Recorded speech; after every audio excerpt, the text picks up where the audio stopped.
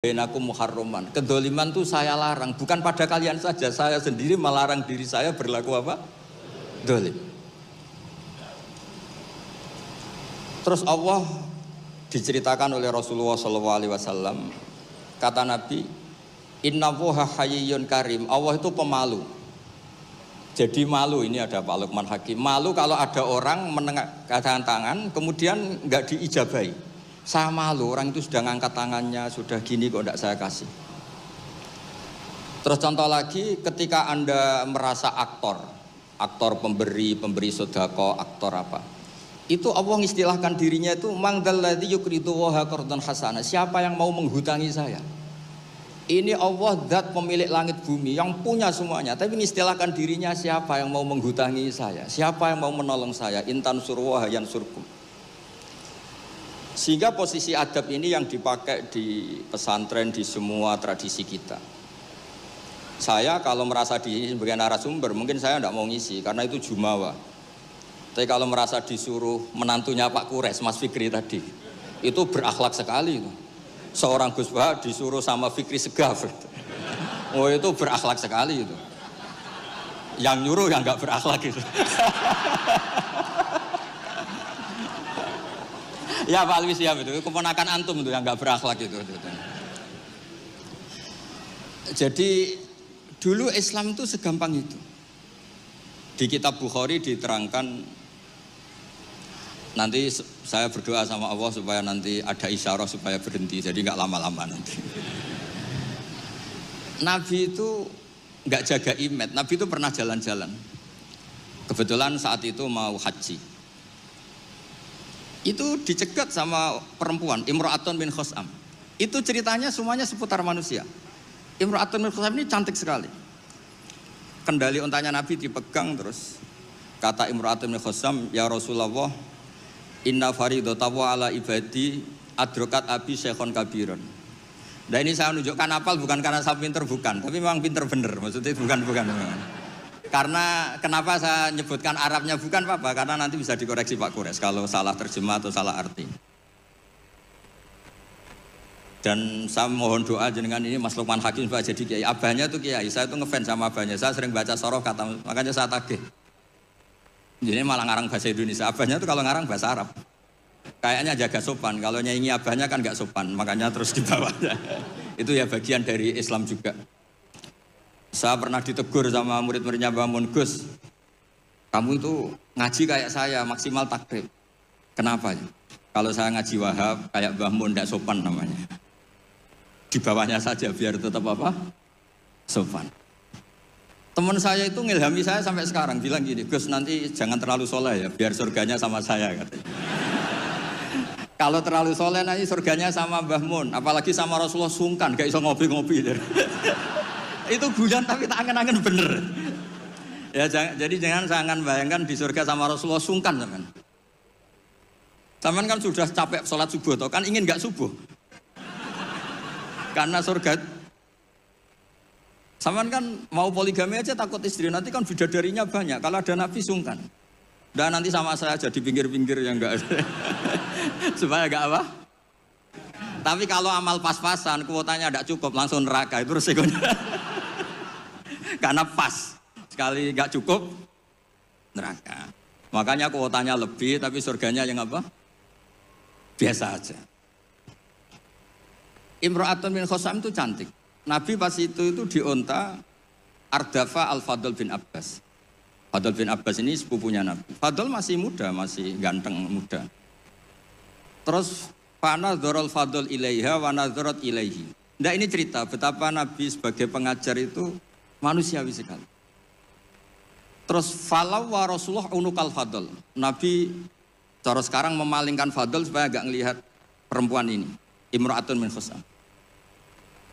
Pas Nabi lawa mungkin agak keras, Abbasnya tersinggung. Lawaita ibna ammik. Gimana kamu sama sepupu kok gitu? Kata Nabi, ini Fadl melihat Imra'atun min Khusam tadi, gadis dari Khusam. Nah ini supaya sama ngerti, jangan bayangkan Nabi itu terus orang kalau mau tanya kok di jalan, nggak sopan, nggak berakhlak gitu. Ya biasa aja dijawab. Dijawab ya di jalan itu. Yang tanya juga agak sowan dulu enggak, ya dia bisa. Nah sekarang beberapa ustadz itu kalau ada orang tanya disuruh ke rumah, ternyata ustadznya masih belajar dulu. Itu enggak urusan sopan, ilmunya enggak cukup, kalau jawab langsung itu enggak cukup. Terus dikemas sopan, enggak sopan, tanya di jalan, di rumah. Pertanyaannya kasih dulu, ternyata belajar dulu. Oh itu benar-benar ustadz yang enggak sopan itu. Kan enggak efisien, apa enggak apa? Ini cerita di Sahih Bukhari. Inna faridatallahi ala ibadi adrakat abi syekhon kabiran la yastati'u ayasbuta ala rahilah wa fi riwayatin ayastamsika ala rahilah. Afa ahujju anhu. Bapak saya itu tidak kuat haji. Dan sekarang haji sudah wajib. Ini gimana? Apa saya perlu hajikan? Itu awal ada haji niabah. Kalau di masyarakat disebut kaji amanah. Jadi kaji amanah itu tidak nunggu meninggal. Orang stroke, nggak mungkin haji itu sudah bisa dikajikan apa? Aman. Saya itu punya teman, kurang ajar sekali Pak Kures. Saking kurang ajarnya bapaknya itu hidup. Bapak kamu kajikan plus, mahal kok kaji plus, masih 400 juta. Nunggu meninggal saja kaji amanah 10 juta cukup.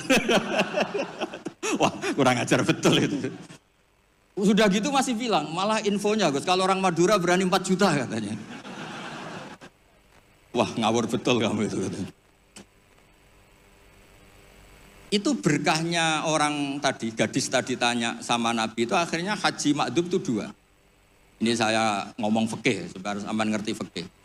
1 amanat anil mayyit karena memang sudah tidak bisa haji. 2 amanat anil makdum. Kalau di fikih disebut haji apa? Amanat dari makdum. Orang hidup tapi nggak mampu apa? Haji. Terus saya bilang sama tadi yang agak kurang ajar tadi. Ya kurang ajar betul maksudnya. Sini, bapak kamu biar memutuskan haji sekarang meskipun stroke masih bisa ngomong, masih Gus, masih ingat hartanya masih Gus. Suruh haji sekarang, di makdub sekarang. Pak, jenengan harus haji karena mampu, tapi itu enggak iso, amanah Pak. Ternyata amanah kalau masih hidup itu mahal, jual Innova. Walhasil terus sudah dihajikan amanah, orang itu meninggal. Mendingan mati Gus, murah, tadi masih mahal. Terus saya bilang gini, nah ini saya ngomong fikih biar Mas Fikri itu nggak salah lah, milih dewan pakar saya itu nggak salah, memang kayaknya memang kredibel ini.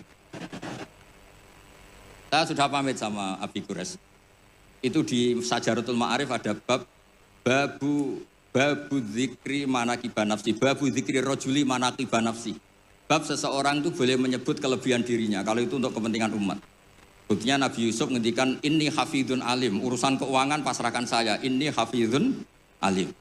Dan semua Nabi mesti ngendikan inni lakum nasihun amin, saya ini orang yang punya niat baik. Jadi kata bapak saya kalau didik saya, tawadhu haram zaman akhir. Kenapa? Karena itu bentuk gak tanggung jawab. Disuruh mimpin negara gak mau, ngimami masjid gak mau, disuruh mulang gak mau. Ternyata karena gak mau tanggung jawab. Jadi tawaduk sama gak tanggung jawab itu bedanya sedikit. Sampean tawaduk apa gak tanggung jawab? Iya kan banyak orang tuh gak berani nyai. Wah saya dereng sakit gini, tapi komen. Kacau itu. Saya teruskan. Sehingga dulu yang dialami Nabi itu ya biasa. Sampai di Bukhari dibabkan berkali-kali. Babul futya fit thoriq. Bab Nabi itu biasa ngasih fatwa di jalan. Ada lagi dibabkan babu hajil mar'ati anir rojuli. Biasanya di fikih itu kan pola ibadah lelaki sama perempuan kan beda. Tapi di bab haji niabah, ini ada Buya Ahsin Sakho. Itu perempuan boleh menghajikan bapaknya. Makanya diulang lagi babu hajil mar'ati anir rojuli. Bab perempuan menghajikan lelaki. Kayak apa luar biasanya Nabi. Jadi Nabi itu kesehariannya biasa. Makanya Anda tidak usah khawatir misalnya di pesantren atau di komunitas Jawa atau di komunitas orang Timur, orang Indonesia. Mendidik akhlak, takut itu terlalu apa, itu gak usah khawatir. Allah sendiri itu yang paling sopan. Sampai bilang untuk dirinya sendiri, kataba rabbukum ala nafsihir rahmah. Kataba itu mengharuskan, Allah itu mengharuskan dirinya untuk berbuat kasih sayang. Coba orang diwajib-wajibkan itu kan berat. Kayak sampean tak suruh-suruh itu kan berat. Tapi Allah menyuruh dirinya, aujaba ala nafsih, kataba rabbukum ala nafsihir. Makanya saya kalau baca Quran tuh sering nangis. Cara boleh dibahasakan tuh sekesatria itu Allah ngelola alam raya ini. Makanya dulu tuh banyak ulama itu pede. Saya tadi jagungan sama Pak Kures. Ulama dulu tuh pede. Kalau mau mati itu senengnya minta ampun, seneng sekali.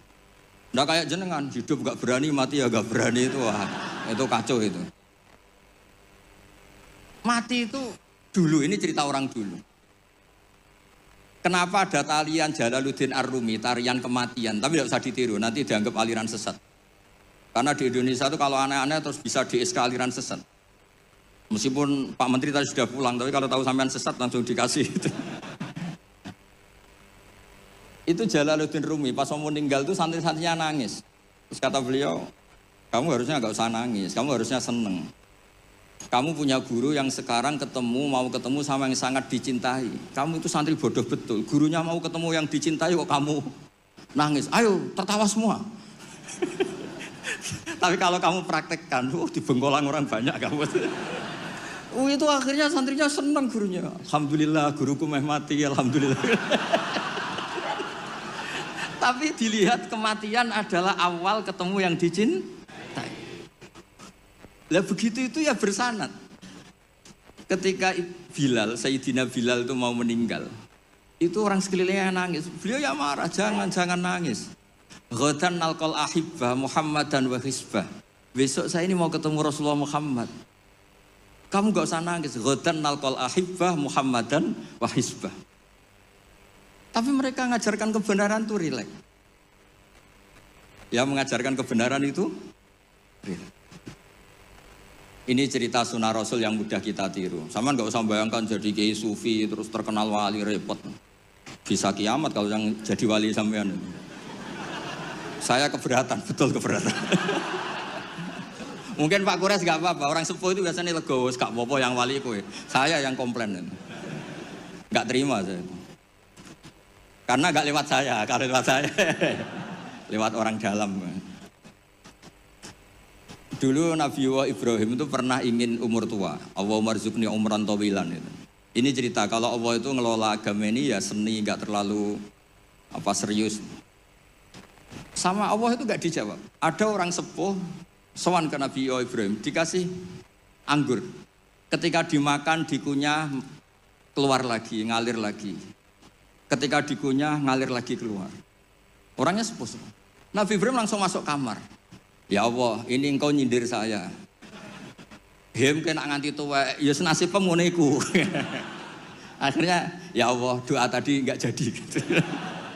Artinya segampang itu Allah jawab. Pernah Nabi Ibrahim itu didatangi Malakul Maut. Saya pernah cerita ini. Israel datang ke Ibrahim. Saya disuruh nyabut nyawa kamu. Nabi Ibrahim kan GR. Ya beliau kan Khalilur Rahman, makanya marah dia. Nggak mungkin, Allah nggak menginfo dulu sama saya. Kalau kamu mau cabut saya, kamu ngawur Israel. Makanya kalau kamu bisa ngawurkan Israel itu sanadnya sampai Nabi Ibrahim itu. Kalau berani. Ngawur kamu, saya nggak dikasih info dulu. Hal ra'aita habiban yumitu habibah. Masa ada kekasih bunuh yang dikasih, ini nggak bener, logika kamu nggak bener. Wah Israel kan nggak bisa debat ya. Nggak pernah kuliah, nggak pernah munakosah. Datang lagi, sowan ke Allah. Ya Allah, kata Nabi Ibrahim, kata Khaliluka, hal ra'aita habiban yumitu habibah. Masa kekasih bunuh yang dikasihin? Karena Ibrahim gelarnya kan Khalilur Rahman, apa Khalilur Rahman. Terus sama Allah, kamu bilang gini Israel kan nggak bisa mikir. Makanya ada orang itu ngeluh itu, Gus bapak saya pas di sawah kok mati. Gue Israel itu biarin sampai rumah dulu, kenapa?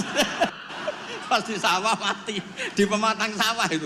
Belum mati itu cerita ke saya, Gus Israel itu kasih tahu tuh, masa kan bisa bunuh di rumah kan bisa. Sembrono betul itu. Terus saya bilang, sebetulnya ada, teori itu ada, tapi harus jadi nabi dulu. Masalahnya sekarang nabi sudah apa? Ditutup. Sebetulnya bisa kata saya itu. Terus akhirnya Ibrahim ini Israel dikasih tahu sama Allah. Bilang ke Ibrahim, hal ra'aita habiban yakrohu ayyalqa habibah. Dibalik logikanya. Ya Mas Lukman ya, hal ra'aita habiban yakrahu ayyalqa habibah. Masa ada kekasih tidak siap ketemu yang dikasih.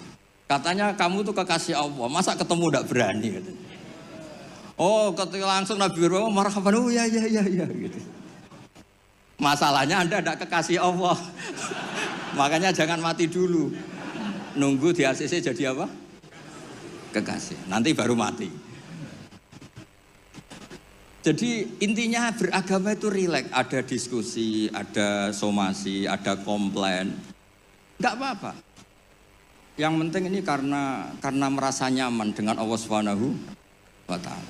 Makanya Nabi itu paling senang sama orang-orang desa itu. Saya ini meskipun banyak baca kitab, tapi sudah memutuskan Islam saya itu gaya Arabi, gaya orang-orang kampung sing badawah-badawah itu nggak priayi lah. Karena yang masuk surga awalan itu yang orang-orang nggak priayi itu. Karena malaikat repot tuh kalau ngadepi orang-orang nggak priayi ini. Saya pernah